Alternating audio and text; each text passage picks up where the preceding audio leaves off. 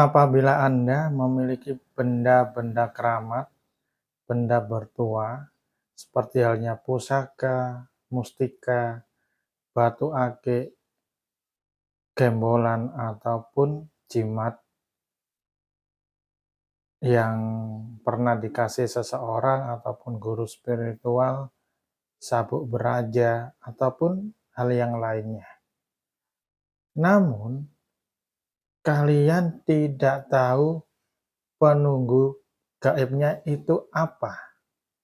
Apakah dari golongan kodam, apakah dari aura atau energi, asma'an.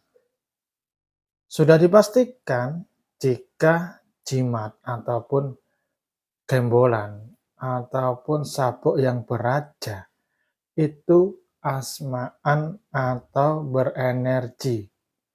Jika berenergi dan asma'an, itu tidak ada penunggu gaibnya atau yang disebut kodam.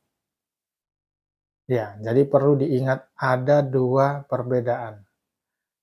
Kodam sama energi. Kalau energi atau aura itu adalah asma'an, jika kodam itu memiliki bentuk atau sosok. Nah, jika kalian memiliki benda-benda seperti itu, namun belum memahami apa isinya, apa penunggu gaibnya, dan benda ini bisa bermanfaat atau tidak bagi saya, dan bagaimana cara penggunaannya. Kalau kalian seperti itu, berarti kalian tuh hanya menerima saja. Ibaratnya punya barang tapi tidak tahu fungsinya. Hanya disimpan saja, seperti halnya punya pisau yang bermacam-macam bentuk ketajamannya, namun tidak digunain. Hanya disimpan saja. Nah, lama-kelamaan pasti berkarat. Sama halnya dengan benda antik atau benda keramat.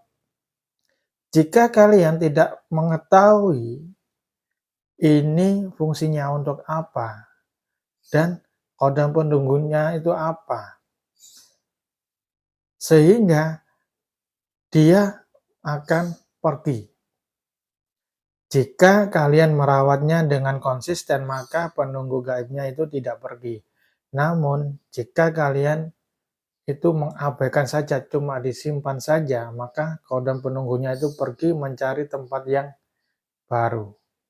Nah, di sini saya menerangkan suatu keilmuan, terawangan, mata batin, untuk menembus dan mengetahui benda-benda keramat, pusaka, batu akik, mustika, kodam penunggunya itu apa, dan bagaimana caranya, dan bagaimana teknik-tekniknya. Simak terus video ini.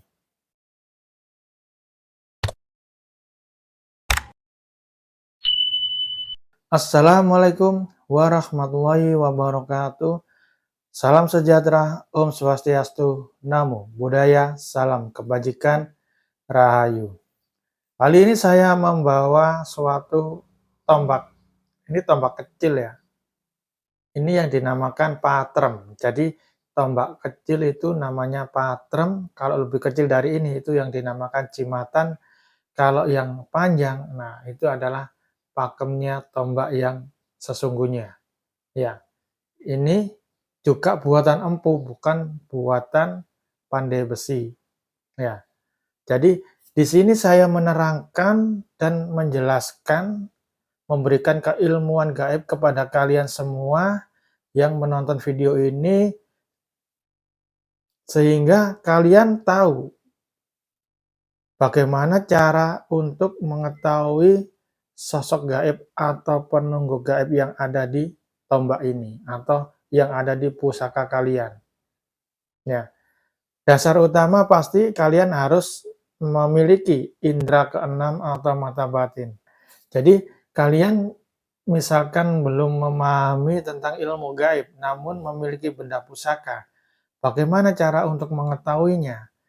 Kata orang-orang zaman dulu itu yang dinamakan menayo pusaka. Katanya orang dulu itu benda pusaka ini diletakkan di bawah bantal untuk dibuat tidur. Nanti penunggunya itu hadir di dalam mimpimu. Nah, itu pengetahuan yang salah besar. Ya, kenapa saya bilang itu salah besar? Karena sistem terjadinya mimpi itu ada. Jadi, jika kamu tidur, badan kamu capek, sukma kamu capek, raga kamu capek, tidak terjadi mimpi.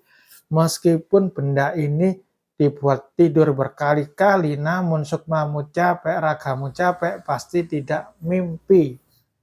Kamu tidur, lalu bangun lagi. Jika sukmamu belum capek, namun ragamu yang capek, kamu tidur, itulah terjadi mimpi. Itulah sistem terjadinya mimpi ya.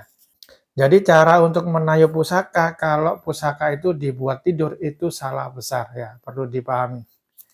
Nah, kali ini saya memberikan suatu ilmu gaib untuk mengetahui penunggu pusaka ini atau tombak ini. Caranya yang pertama yaitu tentunya kita buka terlebih dahulu pusakanya atau tombak ini ya.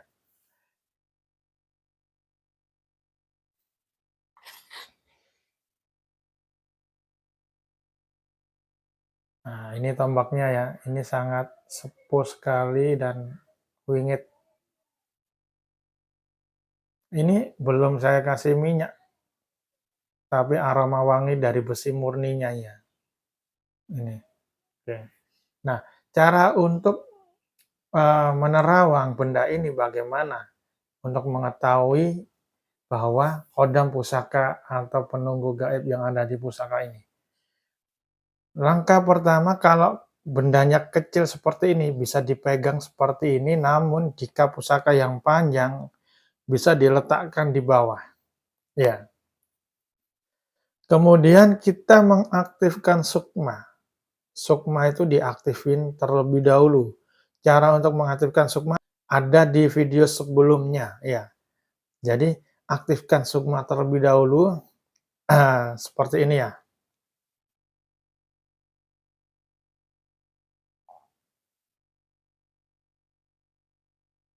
Ini saya udah aktif, sukma saya ditandai dengan tubuh ringan, semakin semakin mendalam. Setelah sukma itu udah aktif, maka bayangkan bentuk dari tombak ini. Atau kita mengingat bentuknya ini di pikiran kita. Membayangkan di alam bawah sadar kita. Ya, mengingat ulang dimasukkan di alam bawah sadar kita. Bentuk tombak seperti ini. Jika kalian belum bisa membayangkan, caranya amati dulu seperti ini, kemudian mata terpejam, kemudian diingat lagi bentuknya, udah tergambar atau belum. Kalau misalkan belum, lihat lagi, kemudian mata dipejamkan lagi, ingat lagi, kalau udah ada gambaran di bawah sadar kita, nah itu berarti kita berhasil untuk mengcopy paste bentuk dari tombak ini. Nah, kita mulai ya. Kita coba aktifkan sukma.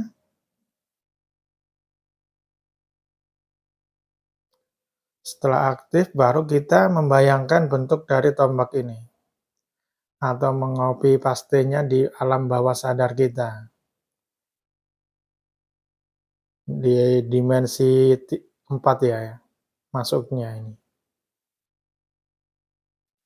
Nah, ini udah saya terlihat bentuk dari pusaka atau tombak kecil ini. Ini saya melihat ada di hadapan saya di sini melihatnya ini bentuknya.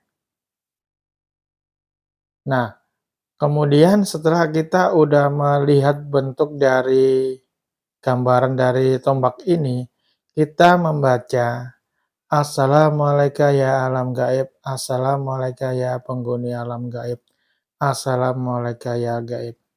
Apabila di tombak yang saya pegang ini memiliki Kodam penunggu, sudikah keluar untuk menemui saya?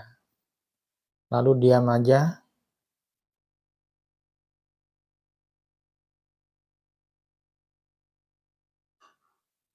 Nah, ini ada yang keluar. Jadi, ini ada dua sosok ini ya. Ini saya melihat ada naga hijau yang melilit dari sini, melilit seperti ini ya.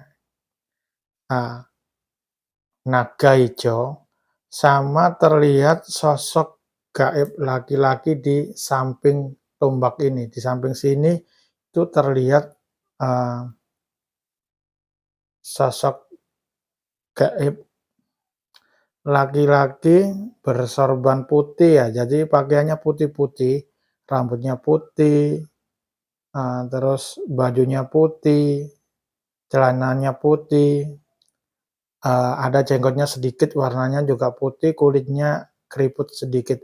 Perkiraan usia antara 70 sampai 80 tahun lah ini, saya lihat. Nah, jadi saat kita menerawang benda pusaka ataupun mustika, setelah kita mengaktifkan sukma, kita membayangkan bentuk dari pusaka ini atau tombak ini, kita bayangkan, kita hadirkan bentuk ini di alam bawah sadar kita ya.